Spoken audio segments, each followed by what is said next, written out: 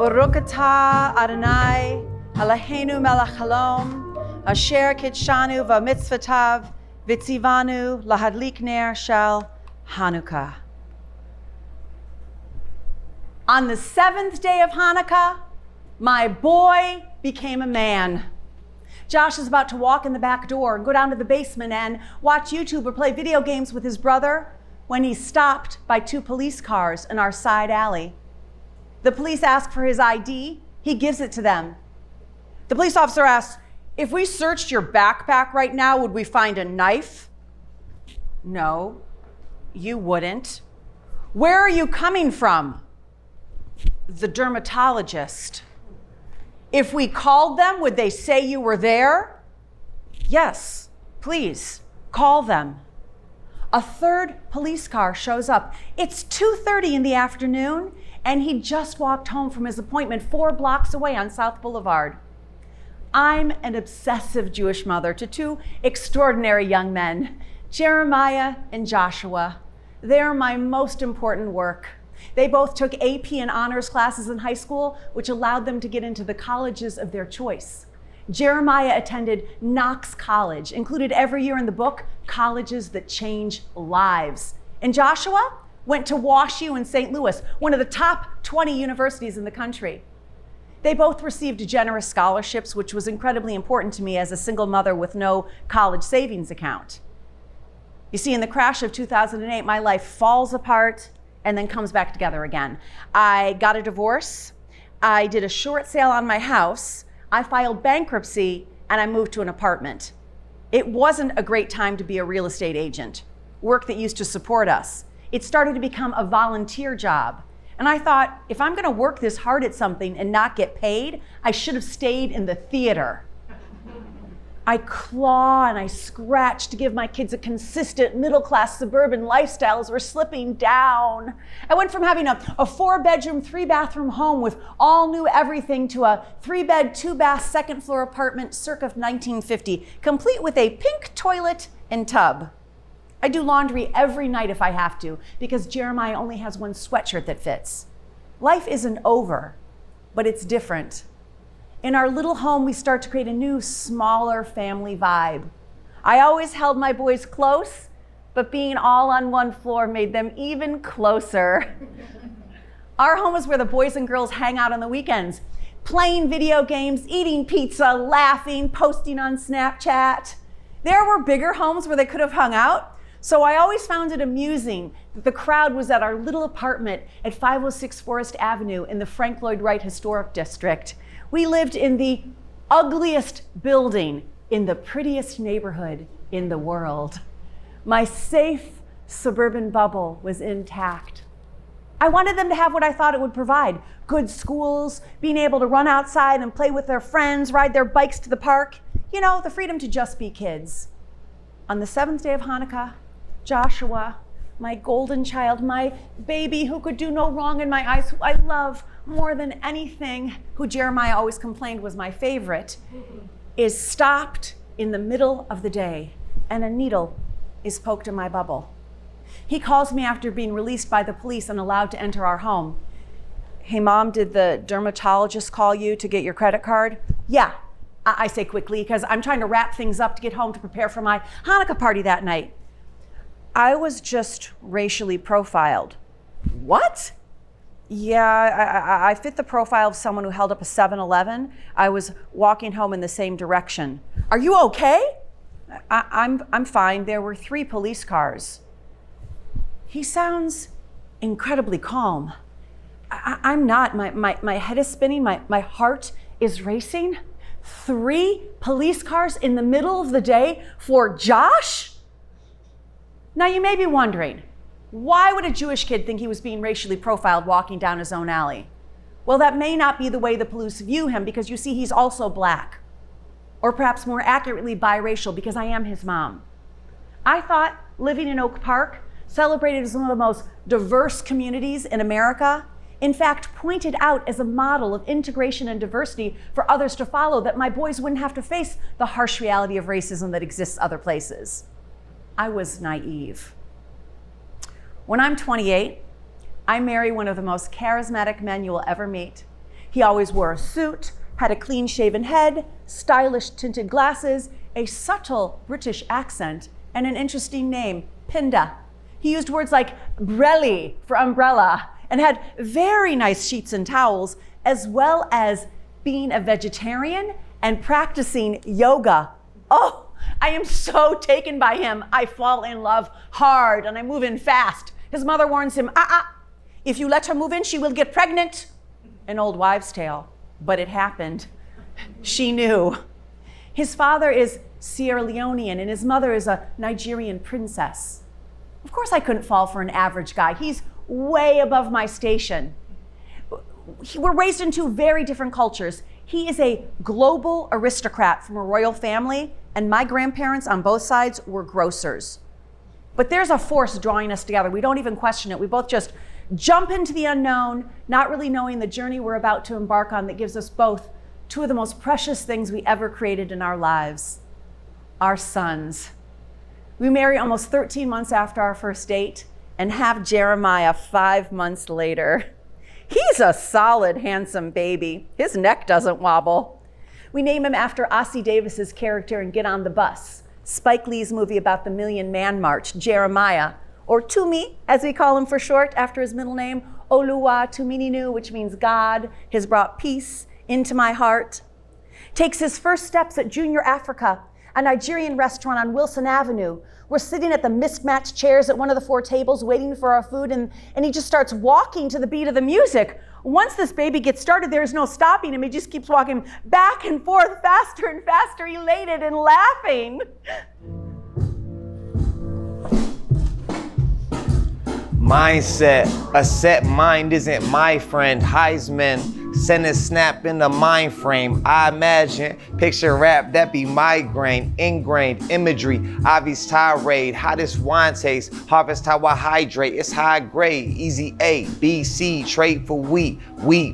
On the soil, repeat till blood boil, eat, die, make oil, the cycle, sleep coiled, boa constrictor, beat, moa constructor, right things, lightning, you know a conductor, trainees, pain be overwhelming the comfort, won't believe what you see, just perceive what you want to, ugly becoming, a feeling that punch do, keep running, numbing, the thoughts still haunt true, expel your own selves, you're born anew.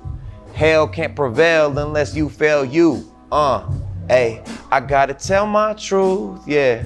I gotta tell my truth, yeah. I gotta tell my truth, yeah. I gotta tell. I gotta tell my truth, yeah. I gotta tell my truth, yeah. I gotta tell my truth, I gotta tell.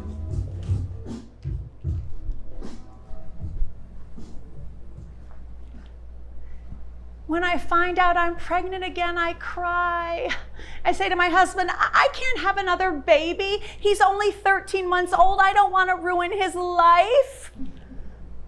We'll be fine, Molly. We can handle it. He's a strong boy. I had no idea what joy having my second son, Joshua, would bring me. He's a sweet, sweet baby. Pind and I never really discussed race. We were in love, working hard, raising a family. I'm proud to say we were married for 11 years, longer than my parents or his parents. I guess in the end we knew better how to relate as a divorced couple. It's what we knew as children. During the pandemic, I started a diary. It was the only way I could write. And I remembered something that had happened to Pinda many years before. Pandemic diary, day 76, Wednesday, May 27th, 2020. We're tired of worrying about our sons every time they walk out the door. A suspect just for looking like they do. No matter how much money or education you have, people don't care. All they see is your skin color. My ex-husband was once in a car accident near our home in River West, and the white man who hit him got out of his car and furiously yelled at him, "Where'd you get this car?" In my alley in the middle of the day, my son, who was stopped by the police, is asked, "You go to Oak Park River Forest High School?" "No, I graduated. I'm home from college." "Where do you go?" Wash U in St. Louis. Oh, that's a good school. And he said the police officer looked at him differently. We're gonna go, said a police officer from the third car. I guess they determined he was no longer a threat. On the phone with him, I asked, tell me what happened. I'm fine, Mom. He doesn't seem to think it's a big deal. He seems more annoyed than anything else. I feel guilty that I wasn't there to drive him to his appointment, but I have to work, and it was only 4 blocks away. I can't believe this happened. One of our neighbors walked by while the police were talking to me. Who? What'd they say? Nothing. He just said, excuse me, and walked by. He just walked by? Hearing this really upsets me. A neighbor didn't stop to make sure my son was safe. He just walked by like it was any other day. He didn't pull out his cell phone and start filming. He just said, excuse me, like they were blocking his way. This wasn't a neighbor Josh could identify, just a white guy, but he recognized his face. My neighbor must have assumed that the police had just cause and that my son must be guilty of some crime. He may have been afraid to intervene, afraid to put himself at risk, but my son was walking home from an appointment while on winter break from his freshman year in college. He had committed no crime. Later that night, I'm hosting a Hanukkah party, our festival of lights. Our home is full of love and the permeating smell of fried latkes. I no longer live in the ugly apartment. I bought a cute townhome on Washington Boulevard right in the center of town. I'm back on my feet after so many years of just barely getting by. Hanukkah, oh Hanukkah, come light the menorah. Let's have a party, we'll all dance the hora. We have 2 kinds of latkes, regular and vegan for Jeremiah. They're delicious. We also have 2 kinds of matzo ball soup. The vegan matzo balls are a bust, way too dense. My grandma Sophie, she never sat down at Jewish holidays. Eat, don't be bashful. As a child, her family escaped the massacres carried out by the Russian Empire that left many villages deserted of Jews. Her family came as immigrants to Ellis Island and made their way to the Midwest. I was told the story of how they almost starved to death, digging at the frozen ground with their bare hands to find a single potato to eat. She taught me how to make the latkes, grating the potatoes and onions by hand. Now I use a food processor. But they still smell just as good. I only set off the fire alarm a few times when I make them. And when I do, I try to put one of the boys on magazine duty. When the fire alarm goes off, you wave a magazine at it until it stops. Gather around the table, we'll give you a treat. Dreidels to play with and latkes to eat. I hadn't told anyone what happened. I think I was in denial, trying to get ready for my party. I didn't want to upset Joshua. Some of my closest friends were over. My father had even come in from Detroit. I made a celebratory toast. I want to thank you all for being here tonight. And I was saying to myself, don't make a big deal about Joshua. Don't say anything. And here's to Joshua. Today's the day he became a man. Today's the day he was racially profiled by the police. I stunned the crowd into silence. Everyone wants to know what happened. He shrugs it off. We eat dinner. I bustle. More wine? More soup? More latkes? And while we are playing, the candles are burning low. One for each night they shed a sweet light to remind us of days long ago. Later, when I tell my white mom friends about Josh being stopped outside our house by the police in the middle of the day, they're aghast. Kathy says, "Did you call and complain to the police department?" What can I complain about? The police doing their job? I understand where she's coming from. We want to protect our children. And in our white privilege dominating way, we think we can handle and fix everything. When I tell my African American friends about it, they mostly just nod and let me know this happens all the time. My friend Audrey says, my son gets stopped almost once a week coming home from work at night. And they should know us. We've lived in the same community for 20 years. Once a week? When you have Black or brown children, you prepare them for this moment over and over again, like it's only a matter of time until it happens. You know it will. You just don't know when, where, and how. My boys just thought I was being mean and overly demanding. They didn't understand. They had to act better. Oh my God, boys, stop running through the store. Dress better. Jeremiah, you can't wear that shirt with a stain on it. Go upstairs and put on one of your nice shirts. Work harder. Joshua, did you finish your homework? You can go outside and play once you practice the piano. Be nicer. Did you say sorry? Go back and say sorry, even if it didn't seem fair. Their futures may depend on it. Do you worry about your son being safe as he walks home a few blocks during the middle of the day? Or that he'll be pulled over for a minor traffic violation and never come home again? Or that he'll say the wrong thing or move his hands in the wrong way and be killed? This was my son Joshua's college admissions essay. In it, he wrote, "During a time when the number of racially charged situations seems to be reaching a high point for my generation, racial identity matters in my life more than ever. The first time I remember thinking about race was when I was 6 years old in the Henry Ford Museum in Detroit. There was a room in the museum with portraits of all the presidents of the United States, and I remember looking at each one of them and exclaiming to my mom, 'They're all white.'" He went to the museum when we were visiting my parents. I'm from Detroit. What suburb? That's the question I almost always get, and then they go on to name a few. Troy, Bloomfield Hills, Birmingham. I always find it amusing to see where people try to place me. My early years weren't spent in wealthy white suburbia. I actually grew up in Detroit, which can be rare for a white person my age, just me and Eminem. My father Marvin was going to be a rabbi, and my mother Eden was going to be a nun. And then the magic of the 60s happened. My father dropped out of rabbinical school and decided to be a political science professor instead. They meet when he lights my mother's first cigarette at a Young Democrats dance in 1966 on the campus of Wayne State University, where he was teaching. My mother had just dropped out of college and stopped going to the Catholic Church. Her parents told her she had to go or move out. So she came to Detroit, where her older sister was living.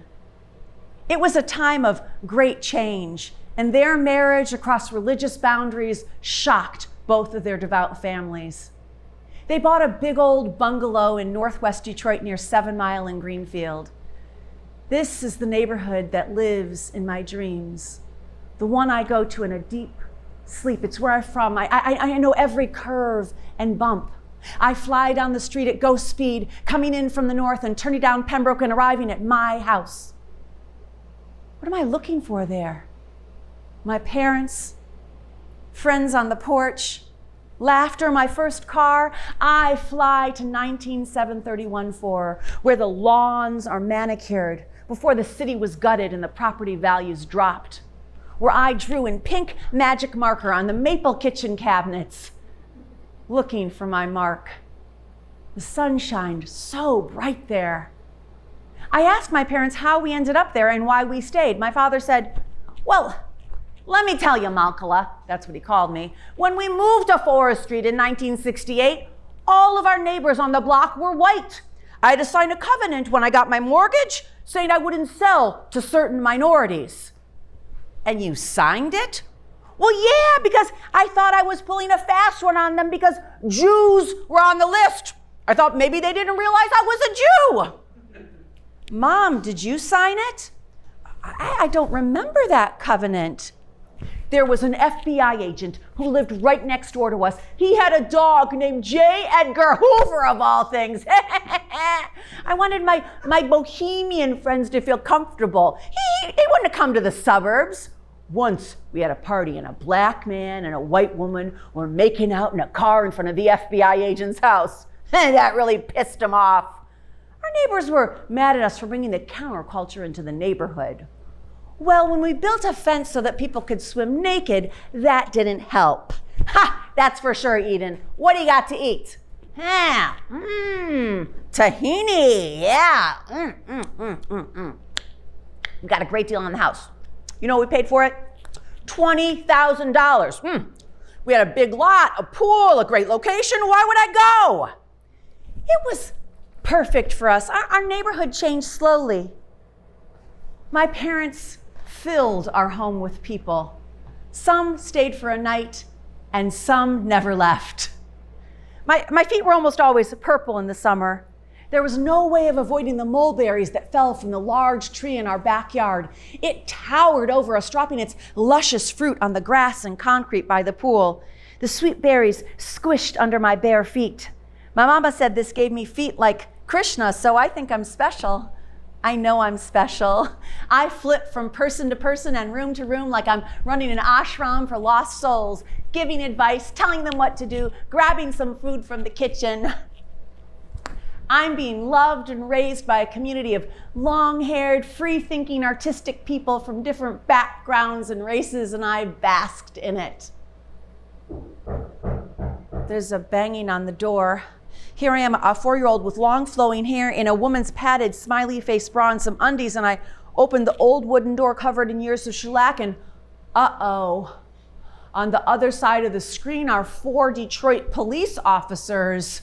My father comes out of the meditation room flustered from where he's having an orgy. Excuse me, officers, may I help you? He pulls himself together in his baggy white underwear, but an articulate college professor nonetheless.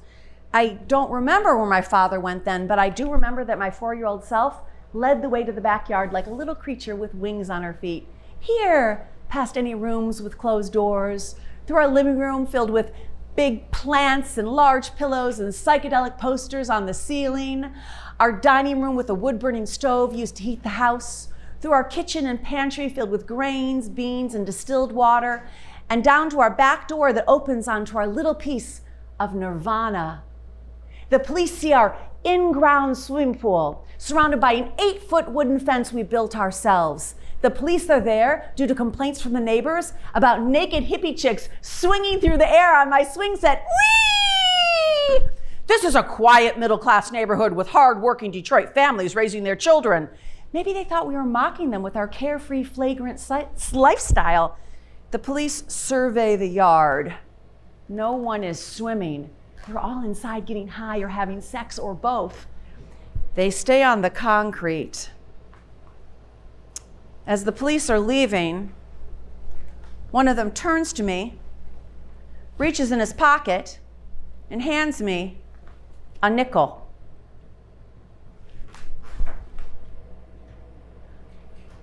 I always thought he felt sorry for me. He saw I was different from these quirky people raising me.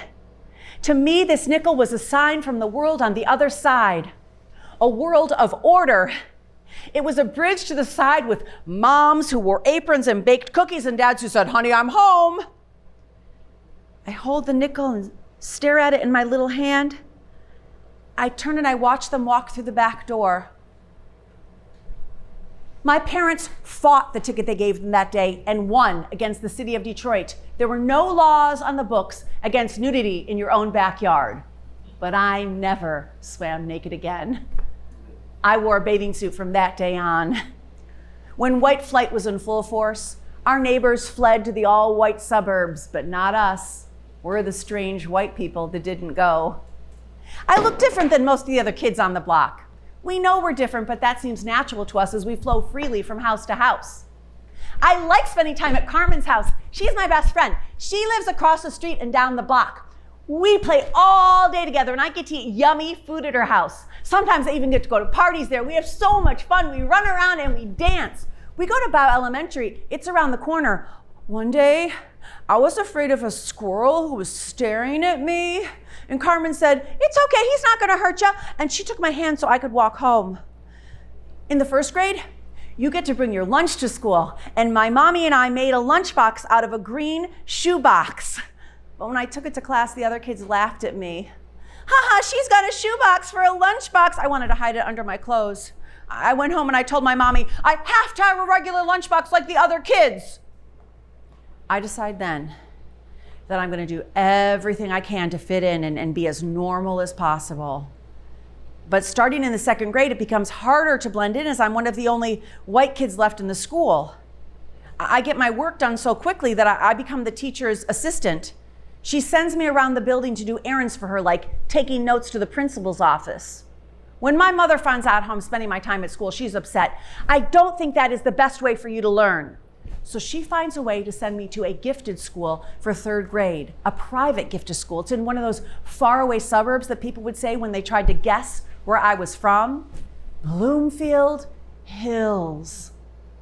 I walk to 7 Mile Road, and I wait for a yellow school bus to pick me up in front of a liquor store. The ride's over an hour each way, and I read the Laura Ingalls Wilder Little House on the Prairie series as the world around me changes drastically. I arrive at Roper, a school for the gifted, and see 8 domed buildings and acres of lush green land and large trees and a big old mansion on a hill. It's a sprawling campus where we walk from building to take our classes. I even have a modern dance class that takes place in one of the domes with sunlight pouring in through the skylight as we make our ribbon skirts move. I love my new school, but I feel like I've deserted my friends at home. I get home late, sometimes carrying a guitar for homework. I try to sneak in the house, hoping they won't see the case. I feel different and distant from my closest friends now. I live in a different world. One day, after school, I'm at Carmen's house for a party, and we're dancing in the dark lit basement, and I'm moving like I usually do. And I have a thought, oh, white people aren't supposed to dance like this. And I stop myself from moving like I know I can and hold back. I become stiff and awkward. I'm stopping myself from being myself to be something I think I'm supposed to be, to fit how I think others think I should be. I run home close to dark, and I stare at myself in our full-length mirror in the dining room, my personal stage alone. And here, by myself, I get down.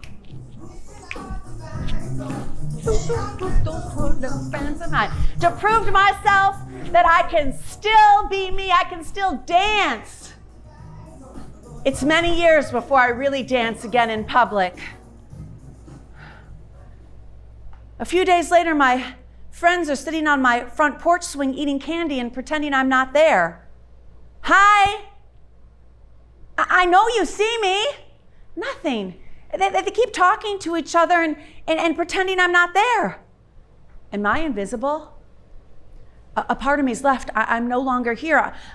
I'm no longer their Molly. I'm a different Molly who goes to a faraway private school and doesn't know how to dance, and I feel like they're punishing me for it. So I just sit on the end of the swing and listen to them talk. I reflected on my neighborhood during the pandemic, and I wrote about it in my diary. Pandemic Diary, day 229, Friday, October 23rd, 2020. Where I grew up, there was redlining and an actual wall. On the one side, you could get a home loan, and on the other side, you couldn't. It was an arbitrary wall separating the races, the 8 Mile Wall, or Detroit's Wailing Wall. Here, I stood out like a sore thumb, like a fair-haired, blue-eyed sore thumb. Things were cool on my block, but beyond that, it was up for grabs. Tonight, over 40 years later, as I put my coat on over my pajamas in Oak Park, and I think to myself, I can't live without going outside. I can't stay in the house any longer. I need to smell the crisp fall air and hear the leaves crackling under my feet. We pay for this feeling. This feeling we don't even know is white privilege. The privilege to be able to walk outside at night in our neighborhoods without fear.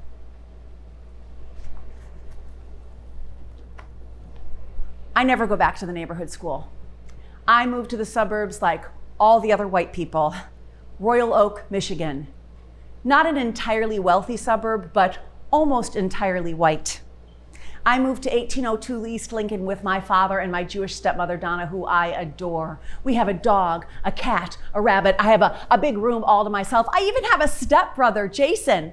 All of a sudden, I'm in suburbia and part of a nuclear family. I get to watch as much TV and play Atari video games as often as I want. Both unheard of at my other house. At my new school, there's only one black kid, Sheldon Washington, and how it occurs to me there's only one other black kid, and Royal Oak feels worlds away from Detroit. I make the best of it by occurring as normal and under the radar as possible. I get my work done and I quietly make friends. In the 8th grade, I become a cheerleader. The only time I get close to that golden pinnacle of adolescent popularity. On game days, I walk around the school with a brown sweater on with a big K on it for Helen Keller Junior High School, and a pleated skirt and super white tennis shoes and feathered hair. I get to know the image over there in the mirror. A white girl who can only dance when she's by herself. A smart person who tries to be nice. I built a world around this image and I forgot. I'm the one who did it. Maybe I'm not her. Maybe I just keep perpetuating her with my thoughts and my actions. I keep seeing proof I'm her. If I see and think I'm white and I'm treated like a white person, I become what I think white is. The same thing happens with how we raise our children. We're their first mirrors. We're creating pathways in their brains, a capacity to know and love themselves. Giving birth to a child is one of those rare moments in life when you forget all pretense of your personality and who you think you are or should be, and it all just disappears in the intense pain and extreme beauty of the moment of birth. There's a few moments of selflessness, and all there is being. When I give birth to Joshua, I pull him out of me and directly up to my breast. You look just like your brother. He's the exact same weight, 8 pounds, 13 ounces, and just an inch longer. My mother brings Jeremiah to see his baby brother within an hour or so of his birth. He's 23 months old. I want to hold the baby. And he takes his little brother into his arms. How little I knew about the gift of being brothers. They have each other now. They're not alone. I only had a slight idea of the journey I was embarking on when I became a parent. I really didn't know how the world would look at our family differently. When they were young, it was subtle and cute. Jeremiah, as a little boy, loved to dance. And when he was no more than 3 years old at a birthday party for one of my Nigerian friends, he was on the dance floor enjoying himself. And I hear this woman say, "Who is that white boy?" Referring to my son. She didn't know that his middle name was Oluwatumininu. And even though he is darker than me, to her, he's a white boy. At gatherings for my mother's side of the family in downstate Illinois, filled with various shades of blonde and red hair, my kids are not the white boys at the party. When we stop to eat along the way in a restaurant, I feel all the eyes of the restaurant staring at us, trying to figure us out. I get us in and out as quickly as possible and back to the car, where we can breathe again freely. My boys were and still are perceived differently depending on the people and circumstances around us. When they were young, these weren't incredibly hard waters to navigate. We were safe in our love, and they were my adorable baby boys. Pinda and I first raised them in Chicago. We were fortunate enough to get them into a lovely private school near our home in River West. And one day, as I'm walking Joshua to his locker to help him with his snow pants and boots, a little girl stares at the two of us. She looks at him and then at me and innocently asks Joshua, "Is that your mommy?" "Yes." "She doesn't look like you." Josh remembers experiences at this school, and he wrote about it in his essay. November 4th, 2008, and I'm standing in Grant Park with my family watching Barack Obama give his Election Day victory speech. All the excitement over our first Black president made me think about race in my own life. And I noticed that at my private school in Chicago, I was one of a handful of non-white kids. One day, as I'm tucking his brother into bed in the 4th grade, he says to me, "Mom, why am I the only Black kid in my class?" Oh, crap. I'd done it to my child, raised him in isolation. "You're not the only one. What about Mia and Taylor," girls in his class, "or Johnny and Asa in your brother's class?" I was naming the other Black children I knew to try to prove he wasn't the only one. But it didn't matter what I said. His experience was that he was the only one. When I finally moved him to Oak Park schools for 7th grade, more out of financial necessity than anything else, he told me he was happy to be in school with other Black children, even though he did not like the way they taught and tested in public school. But when he didn't make the basketball team that year, I thought I'd made a huge mistake. Basketball was where Jeremiah was the happiest, and this set off years of upset for him and wondering what his life was for. When we made the move to Oak Park schools, Joshua was in the 5th grade, and he wrote about it in his essay. All of a sudden, I was in a much more diverse environment where my race was pointed out by others. All of my peers identified me as Black, and more specifically, other Black kids identified me as Black. I came to the conclusion that my acceptance into the Black community could only mean one thing. I was Black. It was the first time that I felt a part of a group based on my race, and it was the first time I experienced having a racial identity. Reading his essay got me wondering what the transition was like for his brother. I asked Jeremiah, what was it like for you when you transferred schools? We're sitting at our worn-in dining room table. I was frozen with anxiety in the 7th grade. I didn't get along with the white kids. There was a wall. I was in class with them, but what I got from them was we're superior and separate. With the Black kids, I was adamant I was white and Black. They called me mulatto. I couldn't do the full Black thing. I didn't know about shoes. I didn't know how to socialize. I dressed like a white preppy kid, but these are just the clothes I had. These are the clothes you gave me. I'm sorry, honey. I didn't know.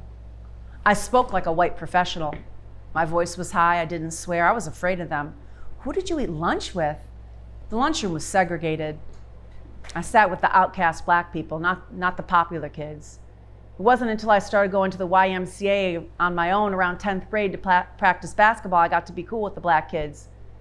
They started calling me light-skinned, which was a sign of acceptance. Jeremiah never gave up his love of playing basketball, and he kept at it by practicing on his own. I missed seeing his joy on the basketball court, and I wanted to see him play in an intramural basketball game. You're in the playoffs? When's the game? I'd love to see it. Mom, do you know how white you are?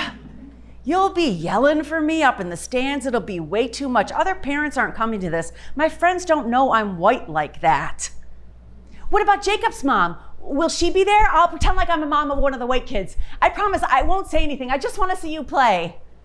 I wasn't invited. But years later, when he's playing for Knox College, I try to be there before the game starts, driving as fast as I can through the cornfields to be there to support him because he chooses to remain seated during the national anthem. The courage that it takes for him to do this leaves me in awe. All the other players and coaches stand, and he remains seated, bowing his head peacefully in protest. Knox College was founded in 1837 by abolitionists, a stop on the Underground Railroad, and yet he's the only one not standing. As a mother, you always want to think you know what's going on with your children, that you're there for them through thick and thin. When I read Joshua's essay, I cried, realizing how little I knew of his struggles. He wrote, I realized I had it wrong since the 5th grade. My racial identity as Black isn't determined by other Black people that accept me as Black. It's determined by white people that decide I'm not white. It doesn't matter if I'm not quite as dark as most Black Americans, because as long as I'm not as light as white Americans, I'm Black. My racial identity is fluid. It's not permanent or fixed, because, as I have explained, society considers me Black. I even consider myself Black as I checked that box on the application. But as technically biracial, I have a racial identity that is not always acknowledged as an integral part of who I am. He's my son who rarely talks about race. He's a quiet kid who gets his work done and laughs with his buddies. He's the young man that had 3 police cars stop him in our side alley. He was prepared. He told me, people started crossing the street to avoid me when I was 14. Really? People were afraid of you? Yeah, and I was being calm about the police stopping me because I didn't want you making a big deal about it. I was afraid you'd try and go talk to them about it or something. You were worried I'd do that?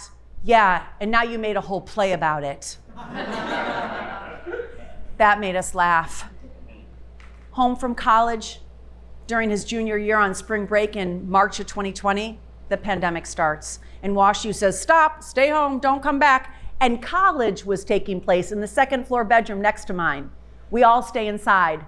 What could have been a nightmare actually turns into this precious time with my adult children. All we had was each other. There was nowhere to go and nothing to do. We ate dinner at the table together. It was the great gift of time. And then things changed. In my diary, I wrote, Pandemic Diary, day 77, Thursday, May 28th, 2020. You may have thought I'd be writing during this time, spurred on by another senseless killing of a Black person, but I'm not. I'm staying out of the fray, just trying to keep my head up and make it through my sometimes 12-hour workday. I haven't watched the video. I know I won't be able to forget it. People are calling me up and asking me what they can do, and I think, about what? I am numb.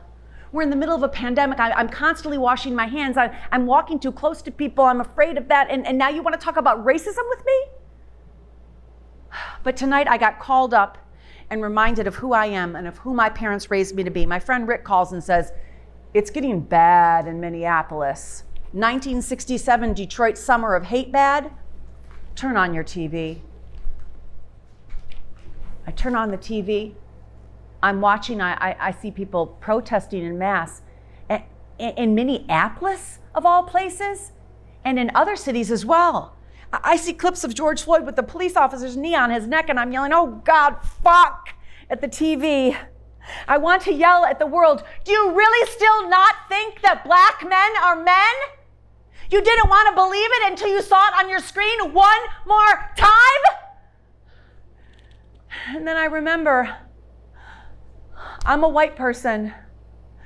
I have to take up the mantle because for as tired as I am, there are people that are 5,000 times more tired than me. So I guess this isn't the time for me to shut my eyes and live in my own bubble of survival. Pandemic Diary, day 79, Saturday, May 30th, 2020, 36 hours later.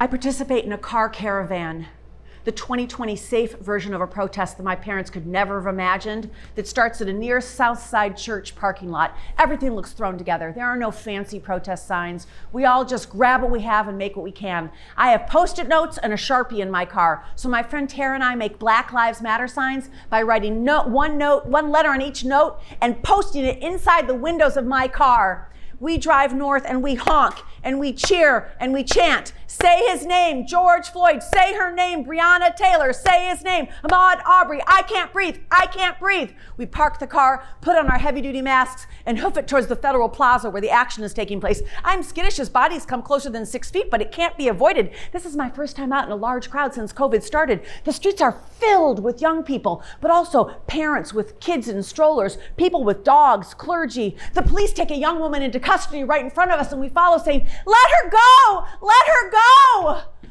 I have been protesting since I was a small child on my father's back, and this doesn't feel like anything I've been to before. There is a sense of danger.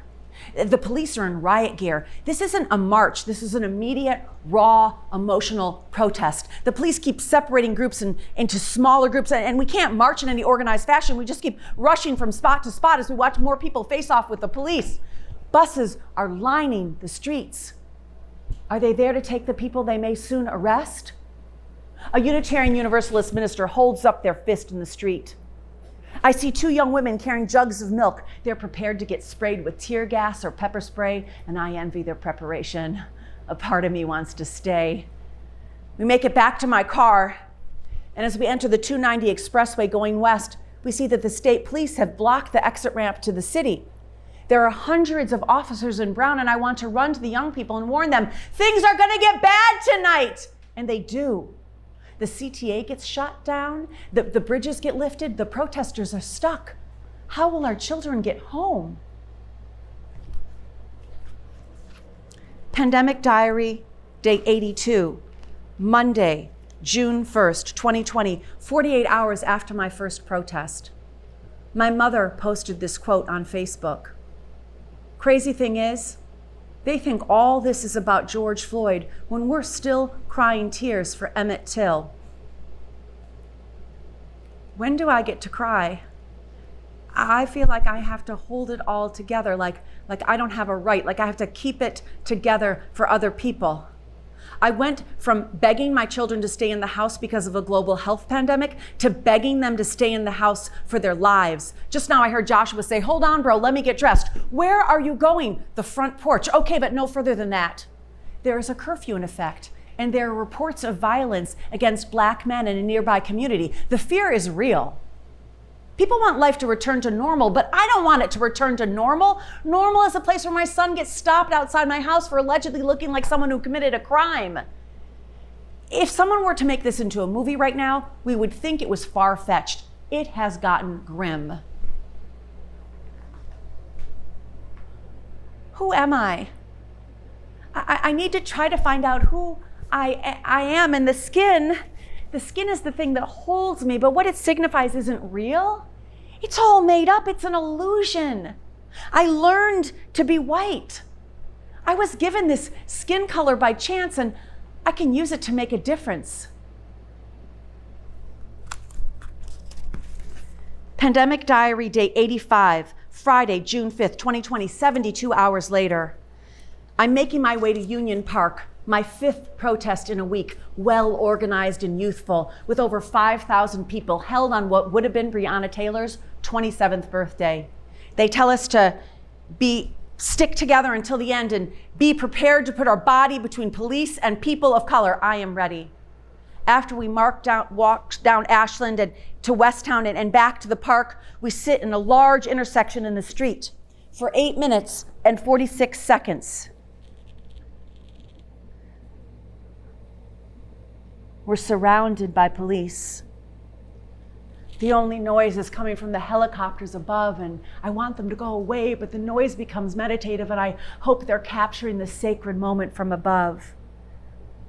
Tears run down my face as I feel the energy of the people around us, and I pray for our world. Before we get up, there's an announcement. Any black or brown person that needs an escort to get them to where they're going safely, please stand up. And the young people start standing up, some reluctantly, and I'm amazed. My friend Rick, who was a sergeant in the Army, says, "This is so well planned." I stand up and I walk towards 2 young men once I figure out what's being asked of me, but there is a bounty of help, and now I'm just a lone, older white lady walking around with my fingers up, showing how many spaces I have to give safe rides home in my car. Pandemic Diary, day 226, October 20, 2020. I can't finish my play. I said I would write, but I'm not inspired. If I had to start all over again, what would I say? That my words are empty and don't mean much, that the world caught up with me? Doesn't everybody seemingly get it now? We all understand white privilege and how it buoys up our daily white lives, giving us a posh, soft pillow to rest our head on and a too full belly to try and work off. We now all smile at the other people walking down the street, no matter what their race. We're giving people a second chance and dismantling the unfair and biased practices in the workplace, right? At least that's what the PR firms say. So what could I possibly say that would make a difference? After Josh gets stopped by the police, I start examining my life from a new perspective. Here I am, a white woman who was raised in a predominantly black neighborhood, and even I didn't know what the world was going to be like for my sons. Josh's rather uneventful interaction with the fairly pleasant Oak Park Police Department wakes me up. If this could happen to my perfect child in Oak Park, where the streets are paved with rainbows like others are paved with gold, what happens other places? It stops being textbook and starts being real. I'm blessed, I know that. My sons are alive and thriving, but I couldn't have my awakening and just leave it alone. It's like the world opened up to me. My eyes were opened, colors were brighter. Coming alive isn't bad, but it brings with it a weight and a responsibility. So when George Floyd was murdered and all the world saw it, I couldn't just sit at home when the largest social justice movement of my adult lifetime was taking place. I'm glad I was where I was, to be of service, to use my white body in a show of support and throw whatever validity my age and my race gives me into the movement without question. I've tried to be as normal and under the radar as possible for most of my life, holding on tight to that nickel. When my boys were little, I could pour my whiteness over them and protect them, unconsciously ignoring their color. They were my boys, my loves, an extension of me. I shrouded them in my whiteness. But at some point they found themselves and they came to the conclusion they were black men. I embrace this even as it scares me, because being white can be seemingly very safe while being black can be dangerous. But if my boys aren't safe, I'm not. I don't know if I have the right words to say, but staying silent is the death of my soul. They're trying to tell us to be afraid of one another, but we don't need to be afraid. My son could be your son, and he could be the black man walking down the street that you don't need to fear.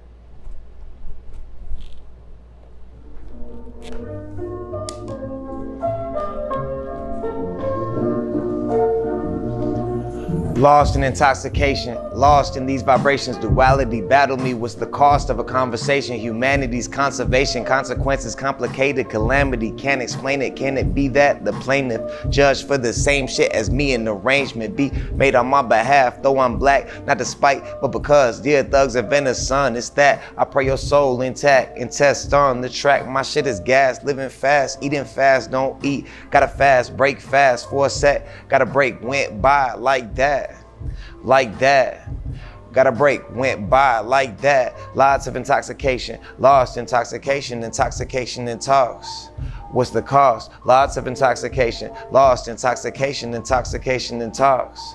What's the cost? Intensify when we hug, emancipate, we need love. The man should say on a hug. Cancer, creator, Scorpio did a favor for a Leo baby, 11-year-old baby, another hero aiming, 050 aiming, pray to Amos, she an angel, my mama hated, hold my anger, no Saj major, real major, with thorough, with the shits, bubbles in a box, Molly and her kids, yeah, get it in, get it in. Get it in, get it in. Bubbles in a box, yeah. Get it in, get it in. Get it in, get it in. Lots of intoxication, lost intoxication, intoxication and tox. Bubbles in a box. Lots of intoxication, lost intoxication, intoxication and tox. Bubbles in a box, you heard?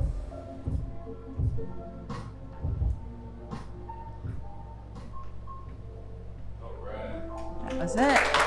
We did it.